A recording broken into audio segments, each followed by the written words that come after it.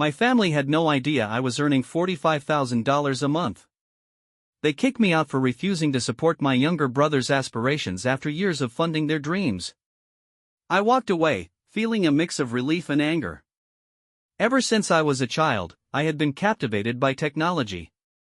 The way programming could transform lines of code into something vibrant and interactive, like a game or a useful application, felt like pure magic to me. After finishing high school, I decided to pursue a career in computer science, dreaming of creating software that could make a difference in people's lives. I would spend countless hours tinkering, losing myself in the logic and creativity of it all. But my family had different expectations. My younger brother, Alex, got accepted into a prestigious medical school, and suddenly he became the golden child. My parents couldn't stop bragging about his potential while I was just the older sibling who enjoyed playing with computers. One evening, they confronted me in the living room. "Look, your tech dreams are just that, dreams," Dad said, his tone harsh. "You're not cut out for it. It's a waste of time. You need to get a real job to support him. His future is what matters." Mom nodded in agreement, her eyes icy. "He's going places, not you." Their words struck me like a physical blow. I tried to argue, to explain that I could succeed, that my future mattered too, but they refused to listen. "Alex is the priority," Dad snapped, effectively ending the conversation.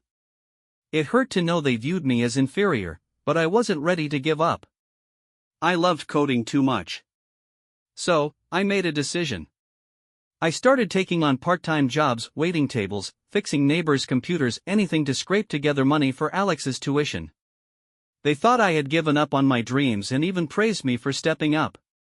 But every night after my shifts, I would retreat to my room, hunched over my old laptop, teaching myself programming through online tutorials, coding forums, and trial and error. I was determined to prove them wrong. They didn't need to believe in me. I would show them through my results, even if it meant hiding my true self. The double life began small but quickly escalated. By day, I worked at a fast food joint or troubleshot Mrs. Thompson's outdated computer for a few bucks, all to keep Alex's college fund intact. My parents thought I had settled into being the family workhorse and would nod approvingly when I handed over the cash. "It's good to see you contributing," Mom would say, completely unaware of my real intentions. Each morning, I would drag myself out of bed after only a few hours of sleep, my eyes bloodshot but my mind racing with coding ideas. I would shuffle downstairs, where Dad would grunt a greeting without looking up from his newspaper. Mom would slide a plate of pancakes in front of me, her smile tight but approving since I had started contributing to Alex's future. "Your brother's biology exam is today," she would announce, as if I needed reminding of why I was working so hard. He had been up studying late into the night, such dedication. I would nod, swallowing both my food and the irony. If they only knew I had been up until 3 a.m., not because I was lazy, but because I was building a future they couldn't even fathom. At night, I would lock my door, crack open a can of soda, and dive into a world they knew nothing about. I discovered free coding tutorials online, Python, JavaScript, networking basics, and absorbed it all like a sponge. My hands trembled the first time I completed a program that actually worked, a simple to-do list app. It wasn't much, but it was mine. Months later, I stumbled upon a freelance website and pitched a job to create a website for a local cafe. I undercharged $250 for hours of work, but when they paid me, it felt like a fortune. That money went straight into more courses, better software, anything to enhance my skills. I was surviving on 3 or 4 hours of sleep a night, fueled by adrenaline and cheap coffee. My first significant break came a year later when I landed a remote gig with a startup, debugging their application. They liked my work and kept me on part-time, and soon I was juggling that with my own side projects. I developed an inventory management app for small businesses, put it online, and watched the downloads increase. By the time Alex was in his second year, I was quietly pulling in $45,000 a month, all under the radar. But keeping it hidden was no easy task. I would sit at the dinner table, listening to Alex excitedly talk about his medical classes, his voice brimming with confidence. "I'm going to save lives and revolutionize healthcare," he would say, and Mom would beam as if he had already achieved it. Dad would chime in, support, they wanted to control me. I had spent years pouring my heart and soul into my work, only to be treated like a failure. I had paid my dues, and now they were demanding more, as if my sacrifices meant nothing. I felt a mix of anger and betrayal as I sat there, my life scattered across the lawn, the weight of their accusations pressing down on me. The moment I had walked out of that kitchen, I had felt a sense of liberation, but it was quickly overshadowed by the reality of my situation. I had built a life for myself, one that they knew nothing about, and now they were trying to tear it down. I had been the silent supporter, the one who had always been there for them, and yet they saw me as nothing more than a source of income. I had given them everything, and in return, they had turned on me. A week after the confrontation, Mom called me into the living room for what she called a family meeting. I knew it was a trap the moment I saw Alex lounging on the couch, arms crossed, and Dad pacing like a caged animal. "We've talked it over," Dad began, his voice low and sharp. "You're either with us or against us." I sat down, bracing myself for the onslaught. Alex jumped in first, her tone dripping with disdain. "You've been working for years, and what do you have to show for it?" "Nothing. You're selfish, keeping it all to yourself while trying to build something." Her words cut deep, not because they were true, but because they were so far from reality. I had been carrying the weight of our family, and she had the audacity to call me nothing. Mom chimed in, her voice trembling with feigned hurt. "We raised you better than this. Alex is your brother, he needs you, and you're turning your back." I opened my mouth to argue, but Dad cut me off. "Enough," he roared. "You're out. Pack your things and get out of this house. You're no longer part of this family." My heart sank. Just like that, my world was crumbling. Before I could process what was happening, he stormed upstairs, grabbed my duffel bag, and began tossing my clothes onto the front lawn. Mom followed, muttering, "You brought this on yourself." Alex just sat there, smirking as if she had won some twisted prize. I stumbled outside, my neighbors peeking through their curtains as my life hit the grass in a heap. Humiliation burned my cheeks, but I refused to beg. I wouldn't give them that satisfaction. Later, I learned that Mom had taken it a step further. She called Aunt Linda, sobbing that I had stolen money meant for Alex's education and squandered it on myself. It was a total lie, I had never touched a cent that wasn't mine. But the story spread like wildfire through the family. Cousins texted me, asking, "How could you?" I didn't bother replying. They would believe what they wanted, and it felt like a knife in the back. After all I had sacrificed, she had painted me as a thief. I sat on the curb, my bags at my feet, replaying everything, the meeting, the eviction, the slander. It was too much. My hands clenched into fists, nails digging into my palms. They didn't just want my support, they wanted to control me. I had spent years pouring my heart and soul into my work, only to be treated like a failure. I had paid my dues, and now they were demanding more, as if my sacrifices meant nothing. As I sat there, I felt a mix of anger and determination. I had built a life for myself, one that they knew nothing about. I had worked hard, and I wasn't going to let them take that away from me. I had dreams, ambitions, and a future that didn't involve being their ATM. I took a deep breath, trying to calm the storm inside me. I would not let their betrayal define me. I would rise above this, and I would show them that I was more than they ever believed I could be. With that thought in mind, I picked up my bags and walked away from the house that had never felt like home. I was ready to embrace the unknown, to carve out my own path, and to prove to myself that I was capable of so much more than they had ever given me credit for. The world was waiting, and I was determined to make my mark. They wanted to erase me, to wipe away everything I had built. I could have told the neighbors, the family, anyone who would listen, that I was making $45,000 a month, that I had funded Alex's golden path while they kicked me down. But what would it prove? They would never see me as anything more than a means to an end. Anger surged hot and raw within me until it hardened into something else, resolve. I didn't need their house, their approval, or their lies. I had built my own life, brick by digital brick, and they couldn't touch it. I grabbed my bags, slung them over my shoulder, and walked away. The streetlights buzzed overhead as I headed for a cheap motel a few blocks down. I would figure out the rest tomorrow, rent a place, keep coding, stay free. That night, alone in a scratchy motel bed, I stared at the ceiling. My phone buzzed with a message from Alex, "Good riddance, loser." I deleted it without answering. They thought they had broken me, but they were wrong. I wasn't the failure here, they were the ones clinging to their golden child while she coasted on my hard work. I had kept my success quiet to avoid their greed, but now it was my shield. I didn't need their roof or their name, I had my skills, my clients, my apps, everything they would never understand. The betrayal stung, sure, mom's lies, dad's rage, Alex's smug face, but it also lit a fire within me. I wasn't just walking away, I was running towards something better. They would see one day, when it was too late, that I had never needed them. I closed my eyes, exhausted but alive, and promised myself this was the end of their hold on me. The motel was a pit stop, not a home. The first few nights were the hardest.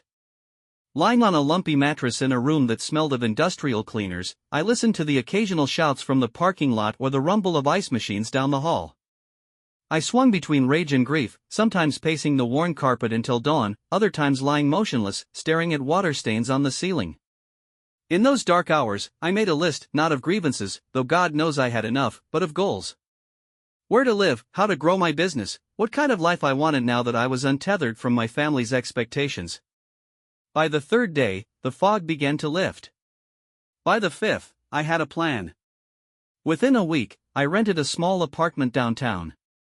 Nothing fancy, just a one-bedroom with a desk for my laptop and a view of the city lights. My savings made it easy, I didn't need to scramble like they had hoped. The real estate agent looked surprised when I paid the security deposit and the first 3 months' rent up front in cash, no questions asked. Friends from my freelance days checked in, offering coffee runs and spare furniture. "Heard you had a blowout with your folks," my buddy Mark said, hauling in a chair. "You okay?" I nodded, grateful for the normalcy. It was a stark contrast to the chaos I had left behind, no shouting, no guilt trips, just quiet and space to breathe. I threw myself into work, coding late into the night, watching my app subscriptions climb. The freedom felt good, like I had shed a skin I had outgrown. 4 months later, they came knocking. I was eating takeout when the buzzer rang through the intercom. Mom's voice crackled through. "We need to talk." I sighed, buzzing her and Alex in. They shuffled into my living room, looking out of place, Mom clutching her purse, Alex slouching like a kid caught sneaking out. Alex's clinic tanked, Mom blurted. "Lost everything in 2 months. We're behind on bills. Help us out, please." Her eyes darted around, taking in my setup, probably wondering how I had afforded it. Alex muttered, "Yeah, man, we're family. You've got to step up." I leaned back, arms crossed. After kicking me out and spreading lies, they had the gall to beg? I almost laughed. "You disown me," I said, my voice steady. "Why should I care?" Mom's face crumpled, but it didn't move me. "We were upset," she said, "but we're in trouble now." Alex shifted, avoiding my gaze. That's when I let it out. I'd been making $45,000 a month, apps, clients, my own business. I supported you all for years, and you threw me out like trash. Their jaws dropped. Mom stammered, "What? You never said." Alex exclaimed, her tone sour, the usual skepticism I had faced from my family. As I shared my journey, I felt a surge of confidence. This was my moment, and I was ready to embrace it. The developers listened intently, nodding along as I explained the features of my app and the impact it was having on small businesses. I could see their eyes light up with understanding, and it felt exhilarating to finally be recognized for my hard work. After my pitch, several people approached me, eager to learn more. They asked about my development process, my challenges, and how I had managed to grow my user base. For the first time, I felt like I was part of a community that valued my contributions. I exchanged contact information with a few developers who expressed interest in collaborating, and I left the meetup feeling invigorated. Back at my apartment, I sank into my new ergonomic chair, a smile spreading across my face. I had fought hard for this life, and it was finally paying off. I opened my laptop and checked my app's analytics, watching the numbers climb higher. Each download felt like a small victory, a testament to my resilience and determination. I was no longer just surviving, I was thriving. As the weeks passed, I continued to immerse myself in my work. I refined my app, added new features based on user feedback, and even started planning a marketing strategy to reach a wider audience. I felt a sense of purpose that had been missing for so long. I was building something meaningful, and it was entirely mine. Pixel, my one-eyed tabby, became my constant companion during those late-night coding sessions. He would curl up beside me, purring softly as I worked. I found comfort in his presence, a reminder that I was no longer alone in this journey. He didn't care about my past or my family's expectations, he just wanted to be near me, and that was enough. One day, as I was working on a new feature for my app, I received an email that made my heart race. It was from a well-known tech blog, expressing interest in featuring my app in an upcoming article. They had heard about its success and wanted to share my story with their audience. I could hardly believe it. This was the kind of exposure I had only dreamed of, and it felt like validation for all the hard work I had put in. I quickly replied, providing them with all the information they needed and expressing my excitement about the opportunity. As I hit send, I felt a rush of adrenaline. This was it, the moment I had been waiting for. I was finally stepping into the spotlight, and I was ready to shine. The following weeks were a whirlwind. The article was published, and the response was overwhelming. Downloads of my app skyrocketed, and I received messages from users thanking me for creating something that had genuinely helped their businesses. I felt a sense of pride that I had never experienced before. I was no longer the invisible older brother, I was a creator, an entrepreneur, and I was making a difference. As my success grew, I made a conscious effort to stay grounded. I remembered the struggles I had faced and the sacrifices I had made. I didn't want to become complacent or lose sight of what truly mattered. I continued to work hard, but I also made time for myself. I explored the city, met new people, and even started attending more tech meetups. I was building a network of like-minded individuals who shared my passion for technology and innovation. One evening, while at a local cafe, I ran into Mark, my old friend from the freelance days.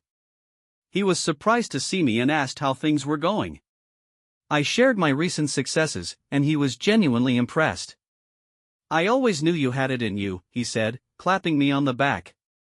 "You just needed to break free from that toxic environment." His words resonated with me.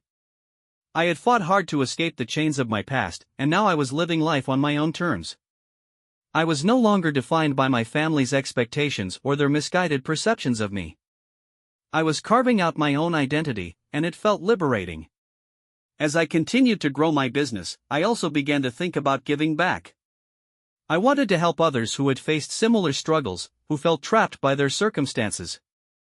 I started volunteering at a local nonprofit that taught coding to underprivileged youth. I wanted to share my knowledge and inspire the next generation of creators. Each time I walked into that classroom, I felt a sense of fulfillment. I was not only teaching them how to code but also showing them that their dreams were valid and achievable. I wanted them to know that they could break free from the limitations placed on them, just as I had. Looking back, I realized that my journey had been about more than just building an app or making money. It had been about reclaiming my identity, finding my voice, and discovering my purpose. I had faced adversity, but I had emerged stronger dismissals of my worth. After my presentation, a woman approached me, her curly hair pulled back in a messy bun, a tablet clutched to her chest. "Your UI needs work," she said bluntly, without any preamble. "The functionality is impressive, but users will bounce if they can't figure out the navigation within seconds." I blinked, caught off guard by her directness. "And you are?" "Sarah," she replied, extending her hand. "Graphic designer. I could fix it for you." That was Sarah, brilliant, straightforward, and taking no prisoners. We clicked over coffee afterward, trading ideas about design and code. She didn't know my story and didn't need to, she saw me as I was now, not the guy my family had tried to bury. We started hanging out, no pressure, just easy moments that patched up old scars. She'd come over with takeout and critique my latest update while Pixel tried to claim her lap. I'd help her troubleshoot her portfolio website, suggesting back-end improvements while she rolled her eyes at my programmer aesthetics. It wasn't love, not yet, but it was something equally precious: recognition.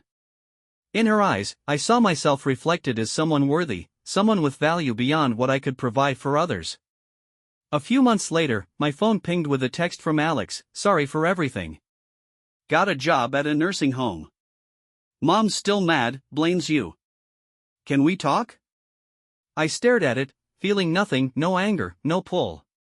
She had relied on me for too long, and I was done carrying her. I blocked the number, just as I had done with Mom's. Sarah and I weren't rushing into anything serious, but her steady presence was enough. I had earned this calm, and I wasn't trading it for their chaos. This whole mess taught me something hard but true: your worth isn't what others say it is, it's what you build for yourself. My family had treated me like a tool, a means to prop up their golden child, but I learned to fight for my own dreams. Sacrifice is fine when it's your choice, not when it's forced on you with guilt and lies. Walking away from them wasn't weakness, it was the strongest thing I had ever done. I think about who I might have become if I had stayed a shell, probably someone who'd given up his own aspirations to fuel someone else's. Someone who'd look in the mirror at 40 and wonder where his life had gone, resentment curdling into bitterness with each passing year. I've seen that man. He looks like my father, shoulders permanently stooped from carrying the weight of dreams he abandoned too early. There are nights I still dream about them. In the dreams, we're sitting at the dinner table, but this time they listen. They see me, they're proud. I wake from these dreams with a hollow ache, not for the family I lost, but for the family I never had. I won't pretend I don't carry scars. Trust comes hard for me now.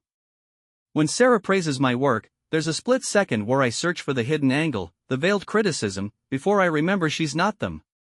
When clients express appreciation, I have to consciously resist the urge to downplay my contributions.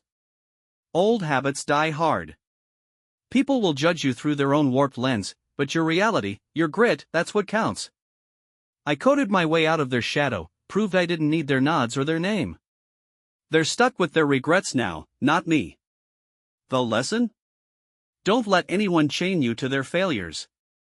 Cut the ties, protect your peace, and build what's yours. It's not selfish, it's survival. Thanks for sticking with my story, everyone. I hope it hit home, maybe even fired you up to chase your own path. If you liked it, share it with someone who needs a push, and let me know what you think. Keep building, keep fighting, your code's yours to create.